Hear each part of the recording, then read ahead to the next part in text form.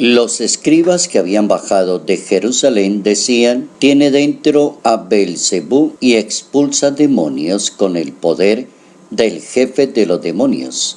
Jesucristo los invitó a acercarse y les contó una parábola. ¿Cómo va a sacar Satanás a Satanás? Un reino en guerra civil no puede subsistir. Una familia dividida no puede subsistir. Si Satanás se rebela contra él mismo para hacerse la guerra, no puede subsistir. Está perdido. Evangelio según San Marcos, capítulo 3, versos 22 al 30.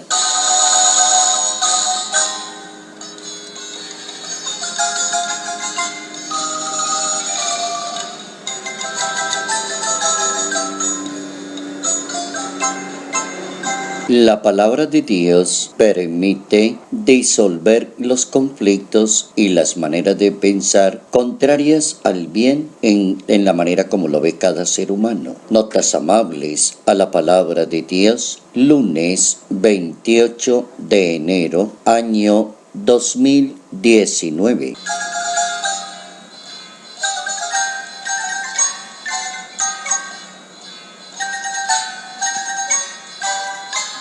El objetivo principal de Jesús de Nazaret es ofrecerle al mundo la salvación, y para tal caso utiliza una serie de medios para que la humanidad pueda entender. Pero la humanidad no puede entender porque le falta la base y el fundamento, que es creer. Hay una sintonía entre creer y entender. San Agustín de Hipona proponía que hay que primero creer para poder entender. El problema de los escribas, de los fariseos, no creer en la predicación de Jesús de Nazaret. La predicación de Cristo se llama la Buena Nueva, que quiere decir, en otras palabras, un sistema de vida que empieza a florecer en la comunidad, buscando siempre la salvación, el perdón de los pecados, la vida en comunidad. Eso le cuesta a ciertas autoridades dentro del mundo judío, autoridades religiosas como autoridades civiles. Los escribas que habían venido de Jerusalén pensaban que Jesús era un endemoniado. Otros pensaban que estaban locos sus mismos familiares. El conflicto comienza a aparecer cuando la persona que intenta resolver y buscar una verdad no inicia su proceso si cree o no cree en Dios, en la verdad de Dios o en el misterio de Dios. Entonces aparecen los conflictos. Los escribas calumnian a Jesús, dicen que está poseído y que saca los espíritus con el poder de Beelzebú. Ese ya es el primer problema y la primera dificultad. Creer que la manera de pensar del Hijo de Dios va a dañar la tradición y la manera de ser del pueblo, que la enseñanza estaba en contra de la doctrina general que la persona tiene. Entonces Jesús busca la manera de resolver el conflicto, y resuelve el conflicto poniendo a los seres humanos a pensar de una manera lógica. Y la lógica de Jesús de Nazaret es la comparación entre una familia dividida y un reino dividido. Si una familia está dividida y todos quieren hablar, todos tienen la razón o todos imponen sus ideas, no podrán vivir en comunidad. No tiene lógica, no tiene sentido.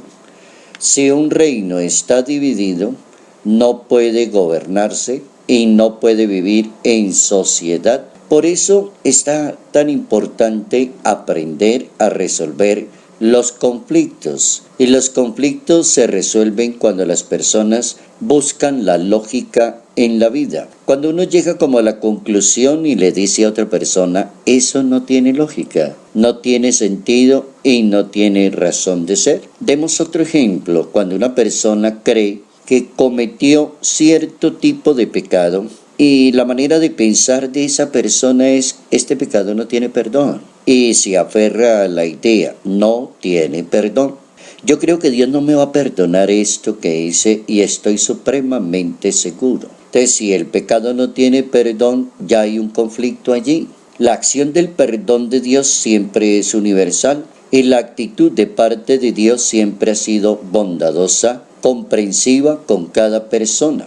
El Papa Francisco, en su visita a Panamá, le decía a los jóvenes una frase de aliento: Dios está más disponible para las levantadas que para las caídas. Confíen en Dios, que Dios está más para darle la mano a la gente, para levantarla, para animarla a seguir adelante y convertirse. Dios no está tanto para las caídas, para apretarle la vida a cada persona.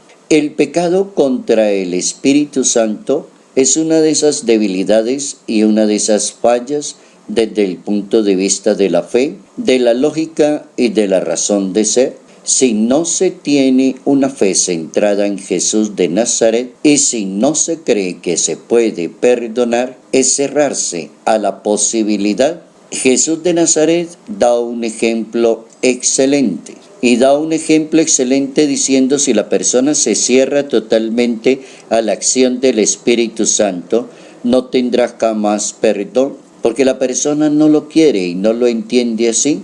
El perdón como que pasaría de largo y no alcanzaría a la persona. No es que Dios no la quiera perdonar, Dios quiere perdonar, pero la persona que falla, que es débil, rechaza el perdón de Dios y no lo cree posible. Algo parecido a cuando una persona pide perdón por su mismo pecado muchas veces y la persona no entiende que si ya pidió perdón, ¿por qué sigue insistiendo? ¿Por qué no hace un proceso de sanación interior, de liberación en su propio espíritu y comienza a ver una vida mejor?